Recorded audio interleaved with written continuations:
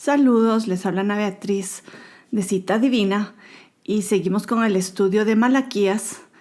La semana pasada hicimos la introducción y vimos el contexto histórico y hoy vamos a entrar ya al capítulo 1. Solo antes quiero hablar acerca del autor. El autor es Malaquías y su nombre significa mi mensajero, o también puede traducirse como mi ángel, en hebreo es Malají.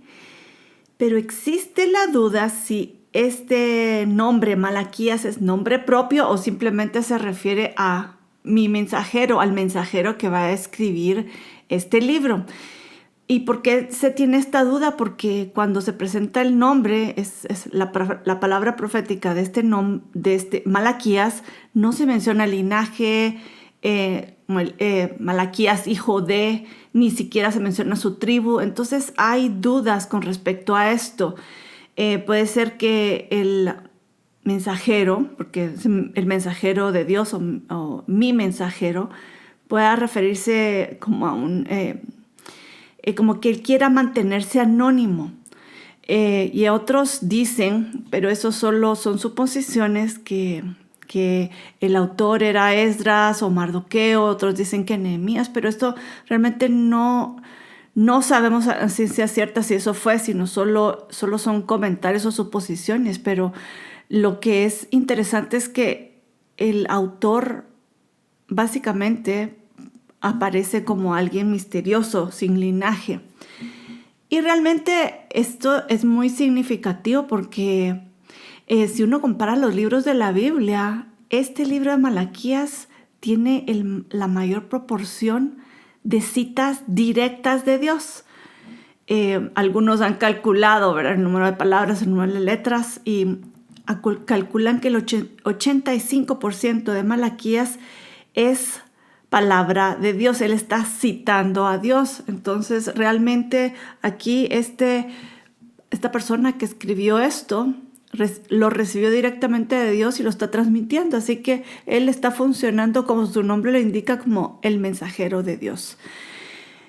Y leamos el primer versículo. Dice: profecía de la palabra de Jehová contra Israel por medio de Malaquías. Y quiero resaltar la primera palabra, que es profecía.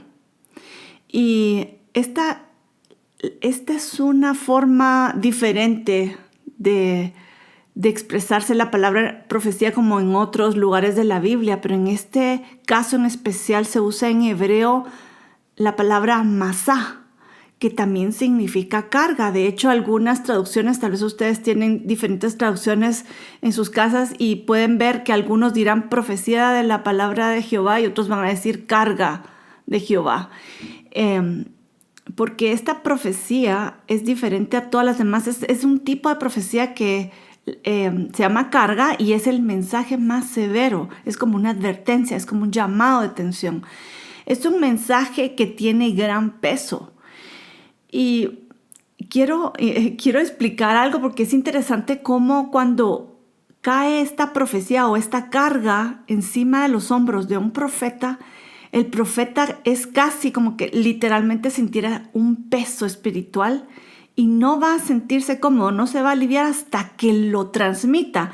Y por lo general, pues es una palabra fuerte. Las cargas son palabras fuertes, son confrontativas. Y esto no solo le pasó a Malaquías, sino que también otros profetas, si ustedes buscan el hebreo en donde dice profecía, a veces va a decir carga, que se refiere a este tipo de carga, de profecía, que se llama masá en hebreo. Y esto fue lo que le llegó a los hombros de Malaquías y lo va a transmitir, ¿verdad? Y lo va a transmitir y cuando se lo pasa al pueblo, ya la carga pasa al pueblo, pero ahí es donde pertenece, porque ahí es donde el objetivo es mandar este mensaje al pueblo y que haga algo, ¿verdad? Y otra cosa que quería mencionar antes de que entráramos a ver las palabras es quería comentar sobre el formato en que viene el mensaje de Malaquías, porque es muy interesante y es una serie de preguntas y respuestas entre Dios y el pueblo. Primero, por lo general, primero Dios hace una declaración o hace una pregunta y que tiene como propósito hacer pensar al pueblo, que mediten.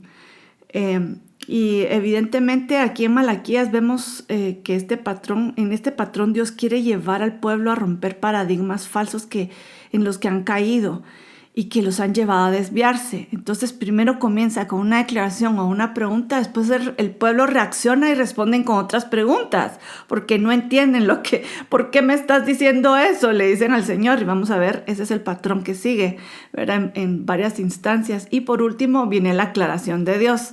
Pues pregunta, y después viene una aclaración de Dios que los lleva a encontrar la raíz del problema y el meollo del asunto.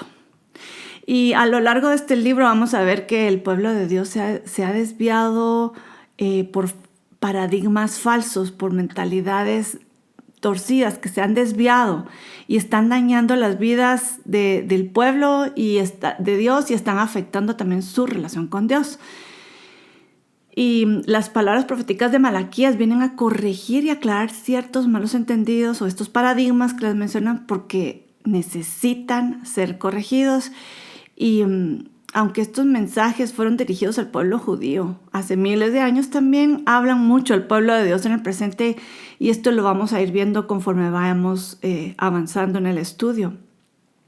Y ahora quiero que comencemos con la primera aclaración o este primer patrón que aparece en Malaquías y comienza en el versículo 2 y realmente este versículo comienza de una forma tan linda. Imagínense cómo comienza. Dice, yo os he amado, dice Jehová. Qué hermoso. El Señor de entrada está diciendo que ama a su pueblo. Y bueno, si alguien les dice a ustedes, te amo, ¿cuál sería la respuesta normal a esa declaración de amor? Yo te amo. ¿Y qué le dice uno? Pues por lo general uno dice, pues yo también te amo, ¿verdad? Eso es por supuesto si hay una relación sana de mutuo amor, ¿verdad? Pero ¿qué responde el pueblo cuando el Señor le dice, yo os he amado? Miren lo que dice en la segunda parte del versículo 2, dice, y dijisteis, ¿en qué nos amaste? Qué impresionante, qué respuesta más extraña está diciendo el pueblo a la frase del Señor, yo os he amado. Ellos dicen, ¿en qué nos amaste? Y esta reacción del pueblo es inesperada y parece estar hasta poniendo en duda que Dios realmente los ama, porque ellos dicen, ¿en qué nos amaste? Como que no lo sienten. La pregunta implica que ellos no han sentido ese amor. ¿Y qué es lo que está pasando? Bueno, debemos preguntarnos por qué. ¿Por qué está el pueblo reaccionando así? Y antes quiero hacer énfasis en este punto de la respuesta del amor antes de entrar a la respuesta que Dios les da, porque hay algo en esta declaración de amor y la respuesta fría. Y quiero ir un poco al contexto de la historia, porque lo que había pasado en el pueblo estamos hablando del pueblo de Dios que estaba en Jerusalén, que había salido 100 años antes, había salido de Babilonia y habían regresado a Sión, supuestamente a una nueva vida, y habían llegado con muchas esperanzas, tenían sueños de una mejor vida. Pero ¿qué pasó? Se enfrentaron con una vida difícil.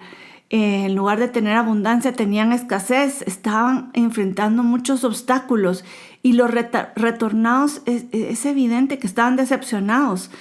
Ellos tal vez no se atrevían a admitirlo, pero sus actitudes reflejan y revelan una rebelión contra Dios. Porque cuando uno está resentido con una persona, uno comienza a actuar fríamente y hasta a distanciarse, como que esto es lo que estamos viendo en el pueblo, ¿verdad? Que comienzan a darse, ellos comenzaron a darse ciertas libertades morales, como si Dios no nos cumplió. Entonces, ¿por qué le estamos cumpliendo? ¿Será que nos arrepentimos de haber regresado de Babilonia? Y vamos a ver varios ejemplos de esto que les estoy diciendo a lo largo del libro, con las preguntas y las respuestas, ¿verdad? Pero a lo largo del libro vamos a ver que Dios va a provocar al pueblo a meditar y los va a empujar a que sean sinceros con ellos mismos y con Dios, y va a sacar lo que realmente hay en el corazón. Y esto debe hacernos pensar también a nosotros. Si alguna vez tal vez nos hemos sentido molestos o resentidos con Dios porque no nos ha dado algo que deseamos o que esperamos de Él, pero es que esperaba esto de Dios, esperaba, ¿y cuál es nuestra actitud? Esto es muy interesante y lo debemos meditar y porque a veces nos vemos trabados en estos resentimientos en contra de Dios por algo que como sueños o expectativas no cumplidas. Y ahora regresemos al texto y quiero que veamos cuál fue la respuesta de Dios a esta pregunta: ¿en qué nos has amado? ¿Verdad? Y la respuesta, debo decir, tal vez podría confundirnos aún más, porque no es lo que vamos a esperar oír. Y quiero volver a leer todo el versículo para estar en contexto. Dice, yo os he amado, dice Jehová. Y después dice, y dijisteis, ¿en qué nos amaste? Esta es la respuesta del pueblo, pero miren cuál es la respuesta de Dios. ¿En qué nos amaste? Dice, esto lo dice Jehová, ¿no era Esaú hermano de Jacob? Y amé a Jacob y a Esaú aborrecí, y convertí sus montes en desolación y abandoné su heredad para los chacales del desierto.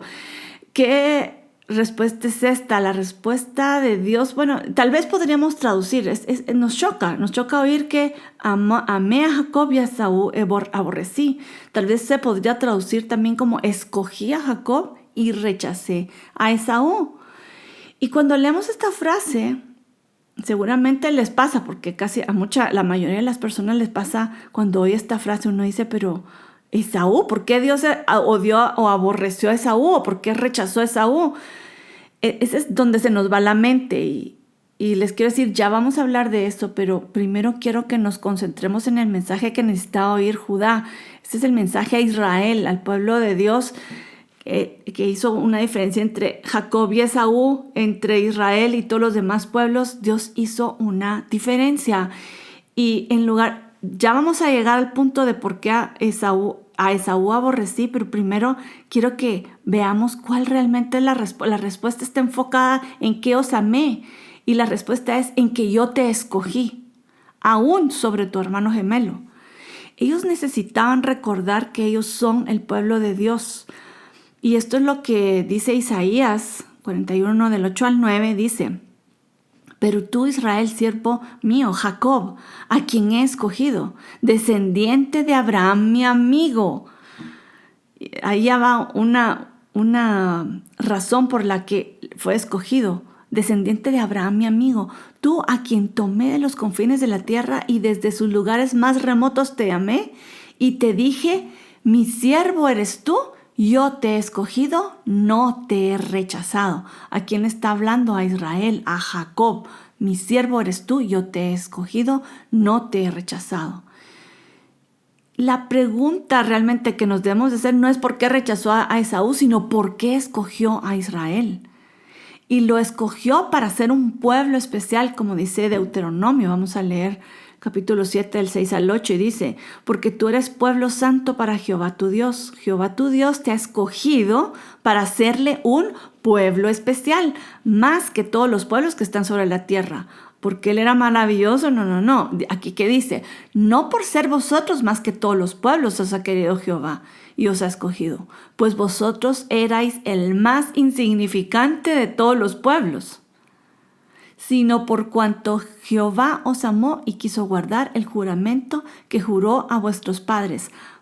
Parte de la elección viene porque el Señor hizo un pacto con Abraham, Isaac y Jacob, pero también no es porque ellos eran magníficos, es porque Él los escogió para un propósito especial. Israel no es mejor que los demás.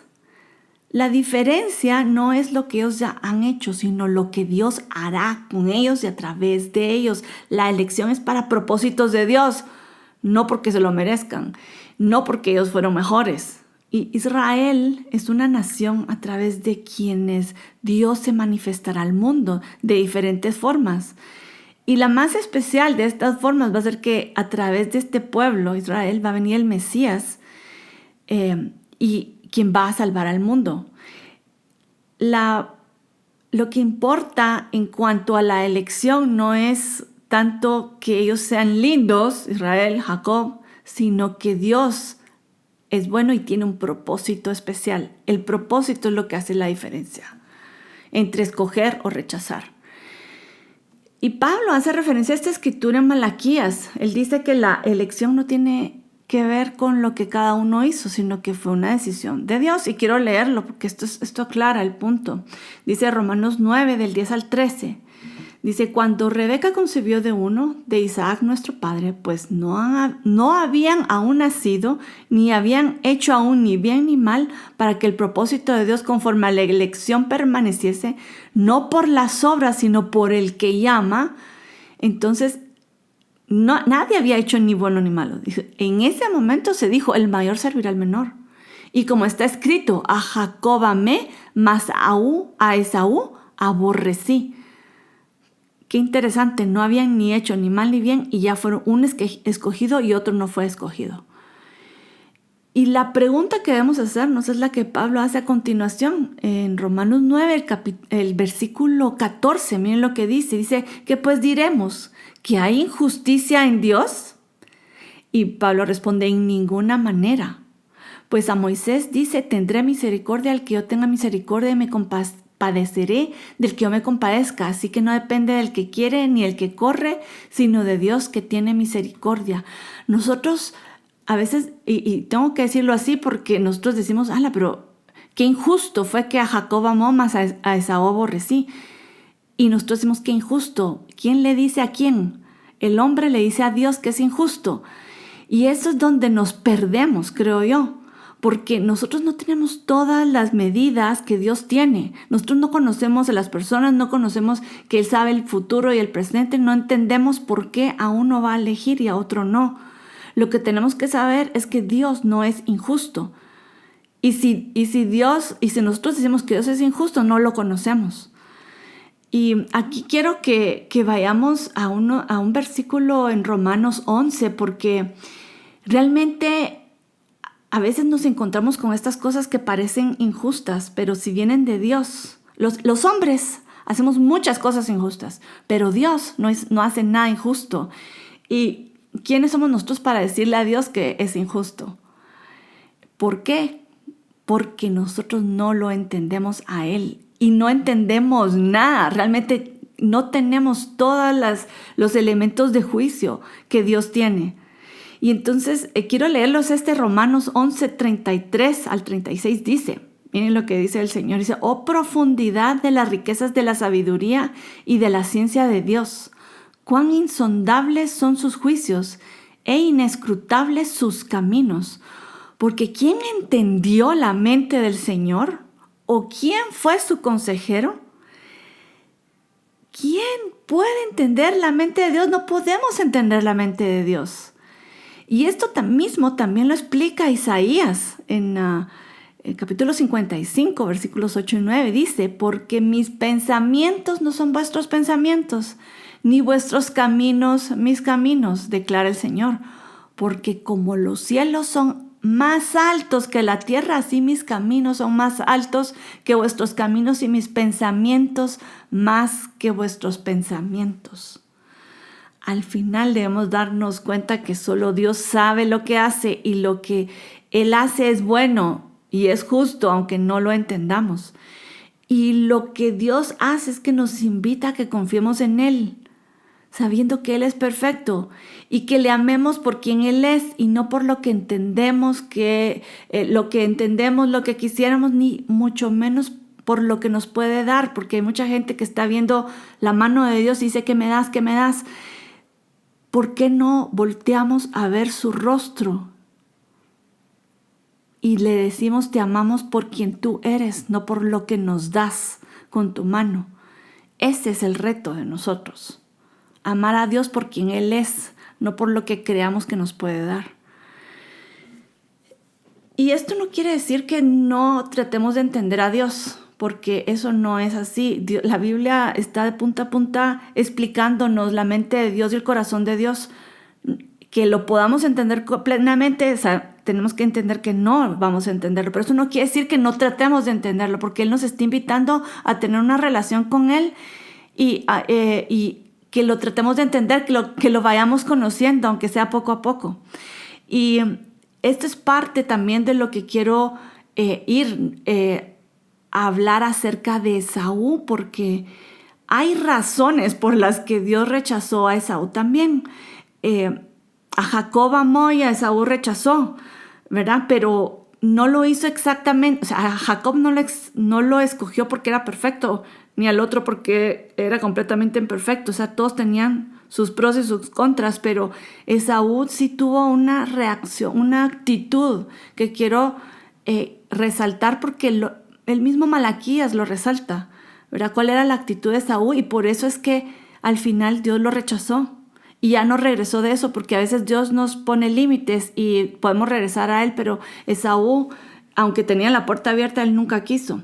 Y quiero explicar ciertas cosas de Esaú. Antes de entrar al versículo de Malaquías, quiero comentar algo de Esaú, porque aquí Malaquías lo va a llamar Edom, y Edom es otro nombre que recibía Esaú.